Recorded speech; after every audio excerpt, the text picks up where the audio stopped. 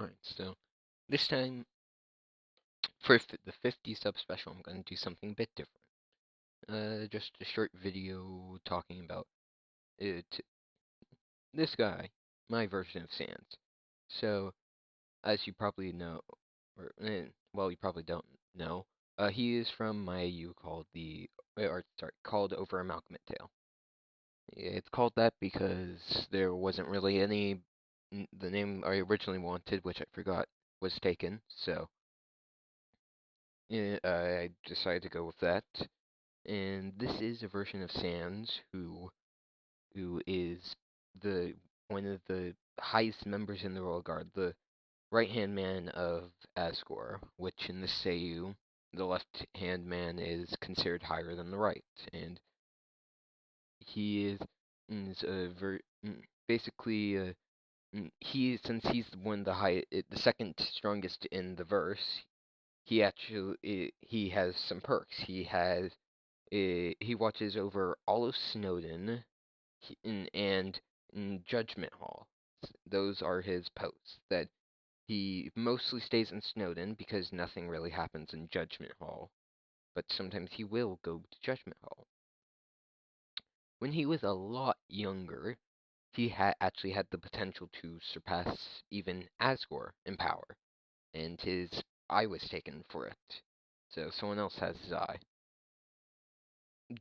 Some of the properties he gained from amalgamifying is, as you can see, his head is a lot more melted. His clothes are covered in goop, oop, and his uh, his weapons are covered in goop, as you can see with his blaster. And his left arm is this, a little stream of just melted goop. He has the ability to shape that into whatever he wants. And it could be a sword, it could be a whip, could be a mace, could be anything.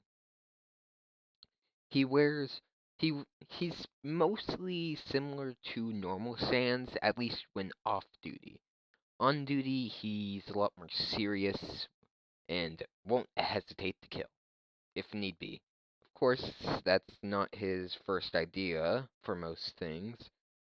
So, but if need be, he will, like, if you were to somehow manage to kill everyone in Ruins and Snowden, which is next to impossible, he would just fight you and likely win. Since he's the third strongest in the verse, his power is incredible. Like, I'm gonna. Oh yeah. His legs. He wears pants to cover his legs, which are partially melted and can transform into whatever he wants again. He can transform them into rocket boots, anything he uses on his legs. His main weapon of choice, though, is his spear, bone spear, sharp spears. He uses it for ranged and melee attacks, and during the fight will attack you with it. Now, that's really all I have for him. And next up, oh yeah, he really cared for his brother. He really cares for Papyrus. And I plan on making it a lot more clear that he does. And then in original Undertale, it's still pretty clear that he does care for his brother, so pretty obvious, but I plan to make it more obvious based off what I know. So, anyway, now his blaster. Well, as you can see, his blaster is partially melted. So, mm, yeah, that's really all I have to say for his blaster.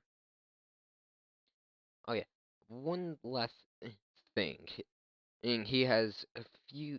Most of his abilities are the same, plus the ones I already told you about. But another thing, his attacks drip the goop. I don't know exactly what to call it, but they drip the goop, and the goop has properties of things like acid, or some, well, not completely acid. Basically, it can melt through most objects, but they can control it so that they can choose when it melts and when it doesn't. And it can melt through basically any material, well, that isn't organic. If it's organic, it will take a bit of time and will cause severe burns on the target. So that's really all I have to say. Uh, Thanks for 50 subs. That I really wasn't expecting to get this far. Thank you.